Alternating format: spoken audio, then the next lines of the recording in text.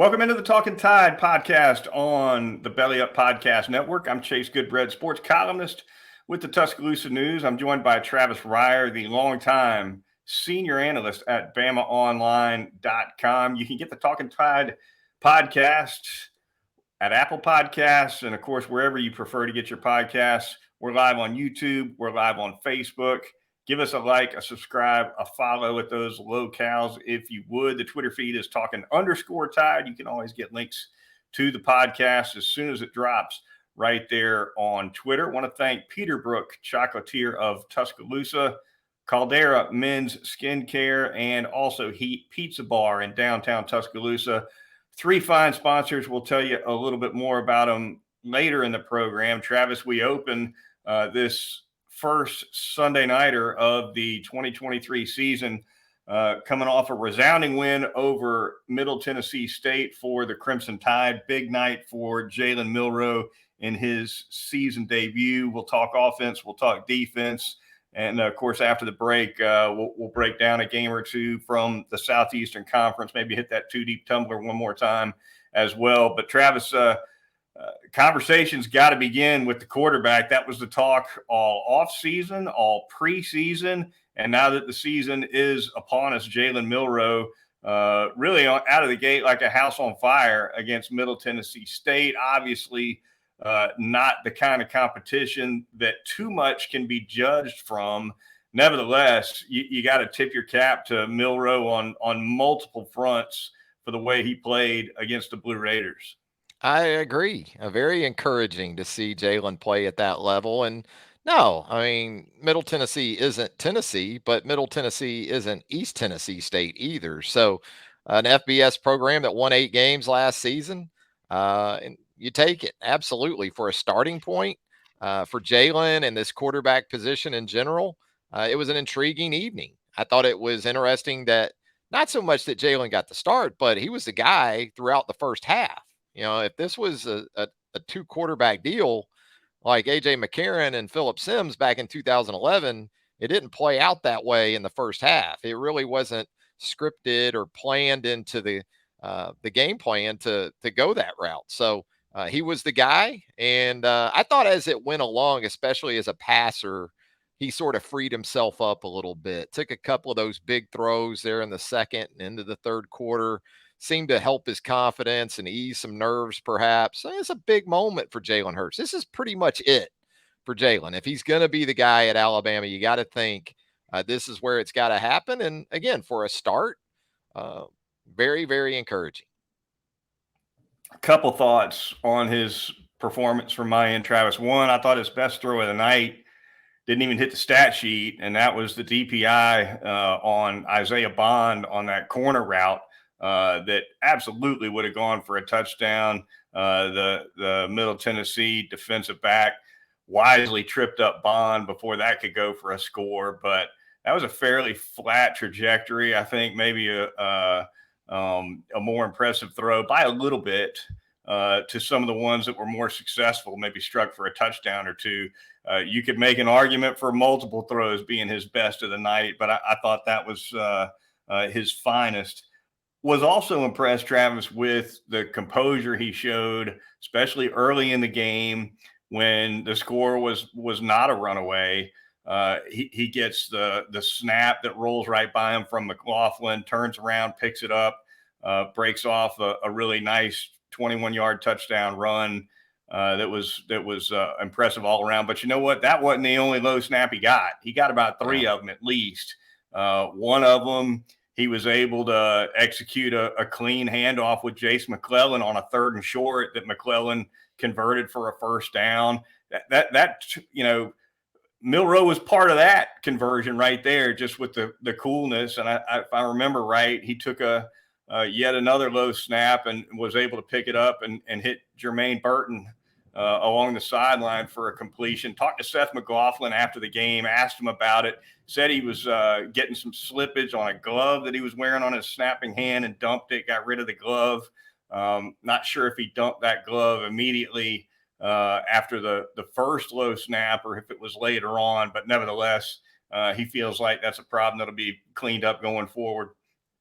Yeah, I guess those gloves can go both ways. Usually they're tackified, right? Enough that they help you grip the football. But with sweat and humidity and everything else this time of year, I guess that could be problematic. And yeah, Jalen did what he needed to do. And you think about it, the concerns you had really for this offense, specifically going into this opener, involved more so the quarterback position and also the wide receivers. And the wide receivers did a great job of hanging on to the football. You go 10 of 13 on third downs. You don't do that without really good quarterback play and wide receiver and receiver play in general. And uh, I thought, again, like you, I thought there were multiple throws from which you could choose for Jalen that you could point to and say, yeah, that one was pretty amazing. And I thought the touchdown pass to Amari Niblack was as well, because he was kind of in the face of 5-6 man pressure, stood in there, kind of anticipated it, let it go before Niblack really hit the post, and perfect throw. Had the nice ball to Jermaine Burton for a touchdown, to Isaiah Bond. This is what this offense is supposed to look like in a perfect world. Running back, quarterback keeps it, and then hit the deep ball when the opportunity presents itself. You know, I thought, along with the touchdown pass you just noted, I thought there were several times that I saw Milroe step up and show some patience, waiting for somebody to break open that he might not have shown against A&M or Arkansas last year. Travis, I think there were a couple completions, nice deep completions that he made, where a year ago he might have been out the gate trying to run it. Yeah, second quarter, he had a 3rd and 6, I think, and MTSU brought the pressure.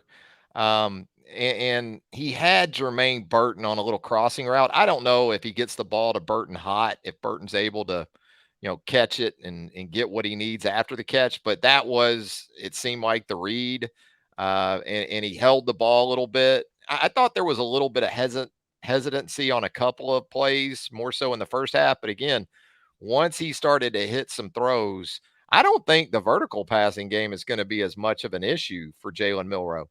Where I need to see more from Jalen Milroe is more in the intermediate game, maybe on some of those crossing routes. And I thought even going back to 8A, he showed he can hit those throws. He had a couple of those dropped in the spring game. But on Saturday night, if you want to pick apart maybe a couple of throws that were a little questionable, it probably was more so there in that area in the middle of the field. Yeah, no doubt. And those throws you're talking about, the shorter ones, the intermediate ones, those are the ones you really can't be late on, right? You can be Yeah. half a beat late on some of those deep balls, and your wide receiver can still make a play. And it might be low risk if you lay it out there far enough behind the defense. But if you're late on something short or you're late on something intermediate, it gets jumped and can be going the other way. We hadn't brought this up yet, Travis, but as big as anything for Milroe in this performance was no turnovers. Yeah.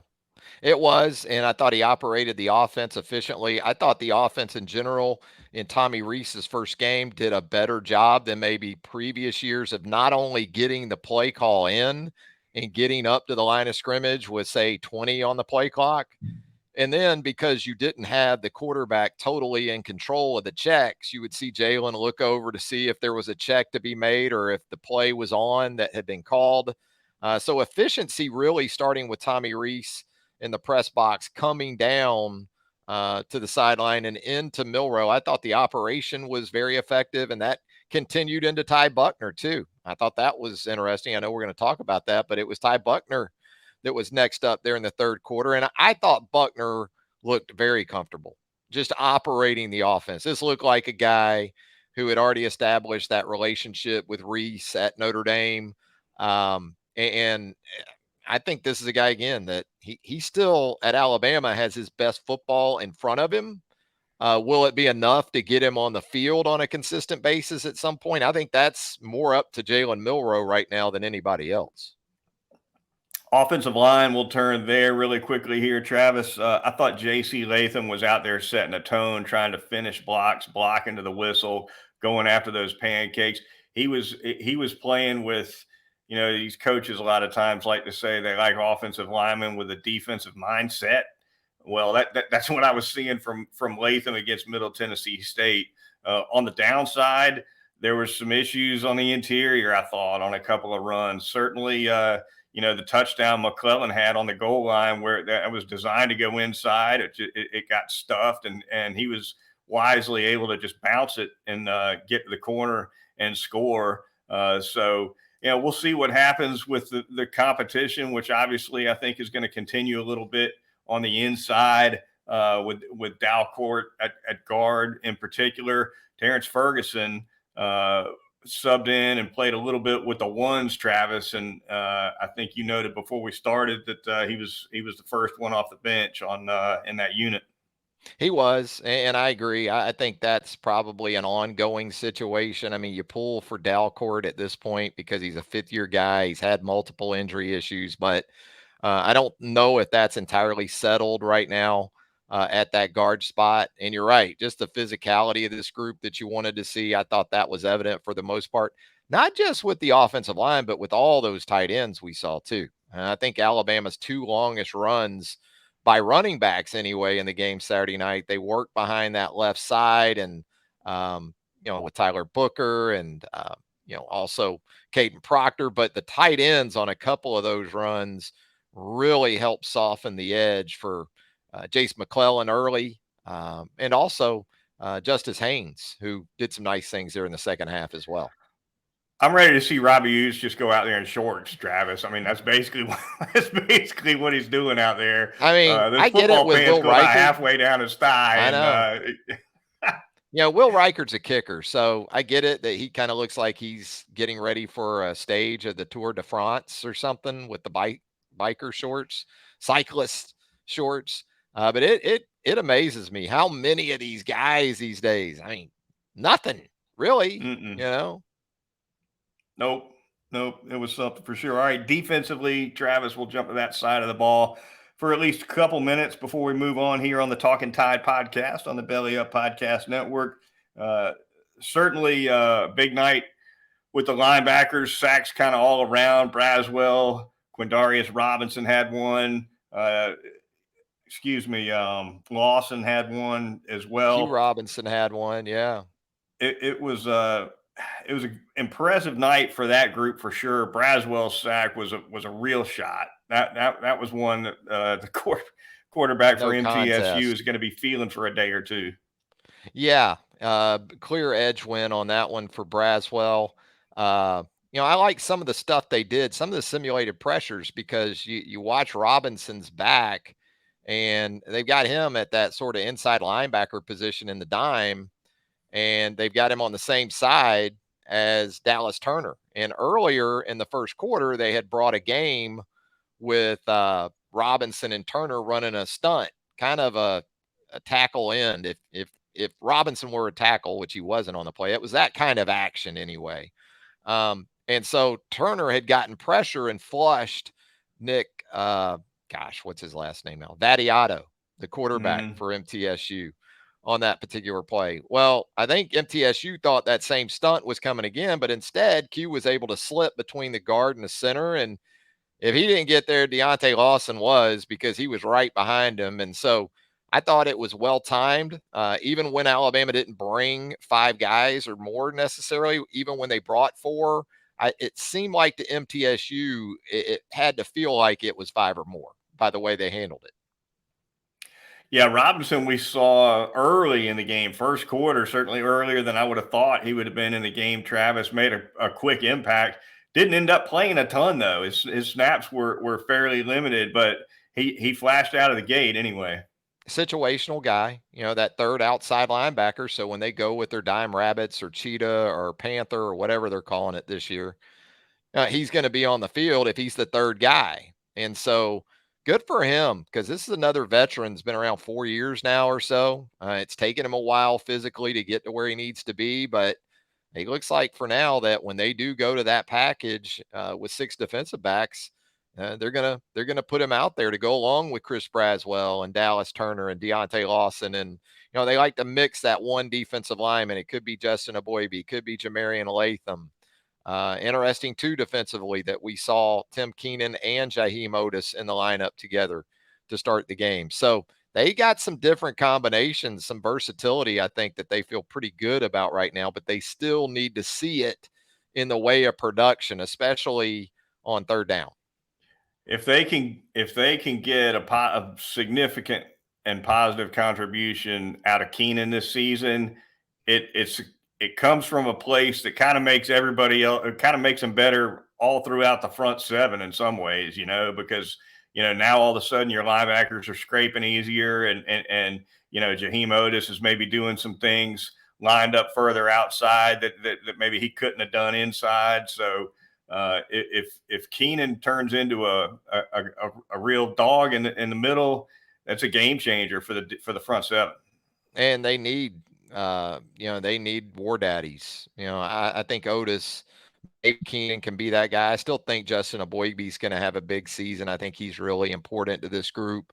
But you said it, between those three especially, they can definitely keep Deontay Lawson clean, Trez Marshall. I thought Kendrick Blackshire, man, positive performance for him. Another guy that's been in the program for 3 years or so now, and kind of time for him to take another step. And with Jahad Campbell out, that opportunity was afforded to Blackshire, and I'd say he made the most of it. Injury wise for Alabama, Travis, Nick Saban mentioned in post game that Malachi Moore and Jalen Key were dealing with some issues. I haven't gotten word on what the deal is with those two, but with Texas on deck, and of course, in our next edition of Talkin Tide on Wednesday night, we'll be previewing the Alabama-Texas game, Travis. But with that one on deck and the way Quinn Ewers can throw it around, it would be ill timing for sure if Alabama's minus a defensive back or two. Yeah, that wouldn't be ideal for sure. And it's not just Ewers; he's got guys around him, man. A.D. Mitchell, of course, Xavier Worthy. You got Whittington at the slot receiver position, Jatavius Sanders at tight end, a lot of guys. And so it should be a confident Texas team coming into Tuscaloosa after that game in Austin last year. And certainly in terms of what that game felt like while Ewers was still on the field. It felt a little bit ominous for Alabama during that first quarter when he was kind of hitting everything that came out of his hand. We'll see if he can duplicate that early on in Tuscaloosa this time around. But no, the challenge is great, and they need all the guys they can get.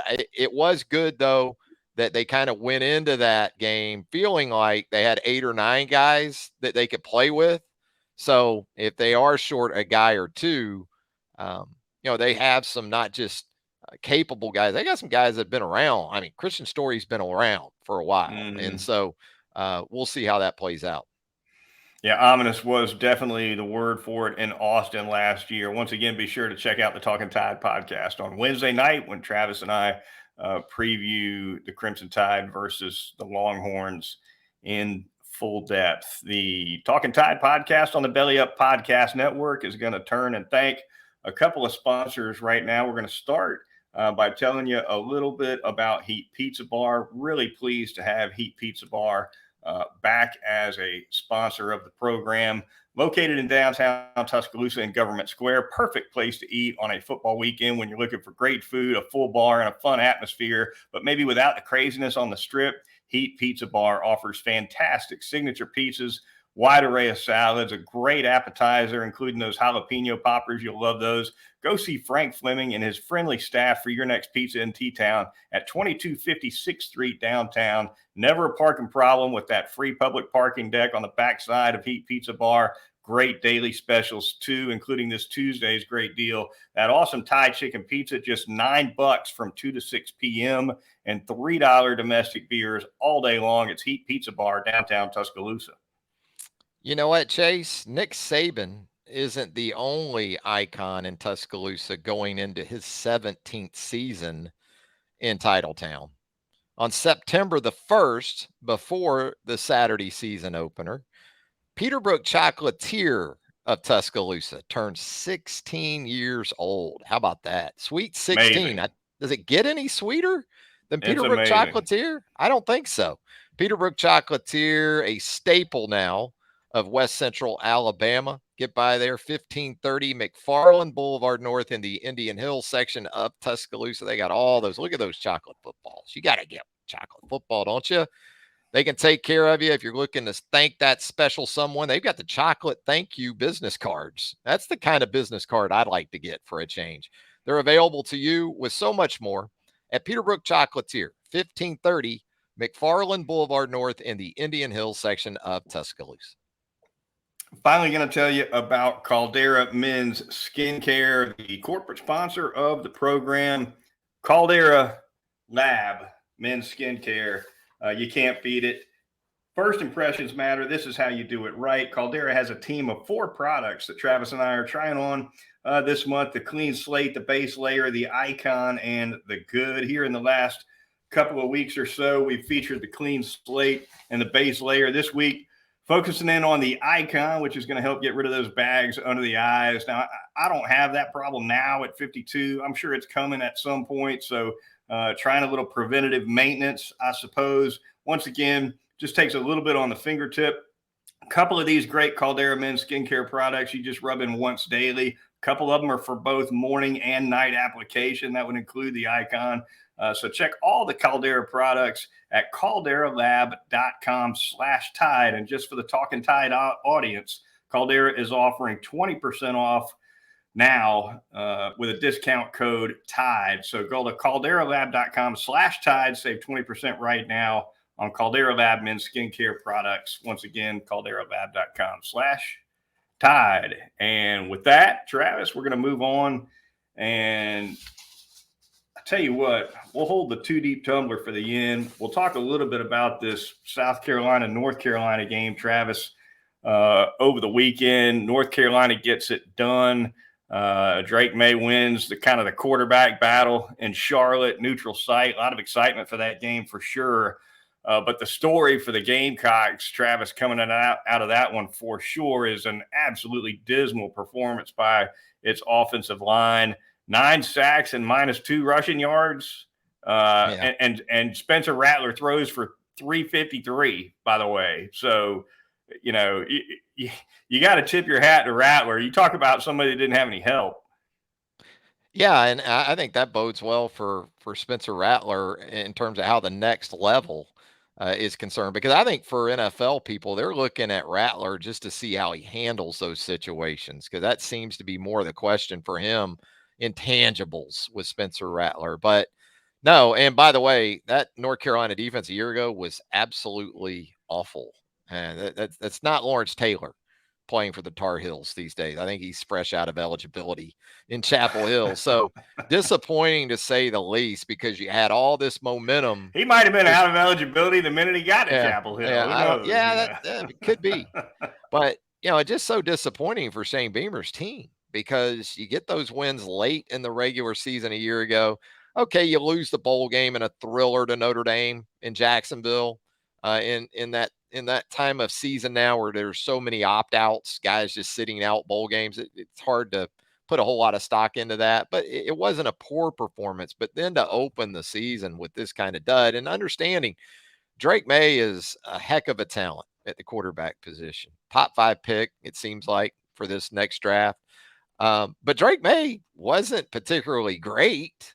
So to me, I agree. I thought it was more about the ineptitude of that play that you outlined, and just South Carolina on the offensive side for the most part throughout it. All right, we're going to jump into that 2 deep tumbler here really quickly. Then we're going to get out of here on the Talkin Tide podcast. Let's give it a spin, Travis. See who comes out. We're I'm not putting the balls back in the tumbler after we draw somebody, right? Because I don't want any repeats. Right. And so we're starting to run a little low on balls, but we got enough to dig one out here. Shouldn't be too hard. There we go. It's not the first time we've been told that, by the way. Yeah. Let's see what we got. This thing's tricky. What in the world? There we go. All right, Travis. Oh, the number sometimes. temperamental. Sometimes, Travis, the tumbler has a mind of its own. The I don't know if tumbler can be a that can be stumbler. read here. 71, Darian Dalcourt, the Oh, wow. aforementioned Your offensive guy guard. tonight. Yeah.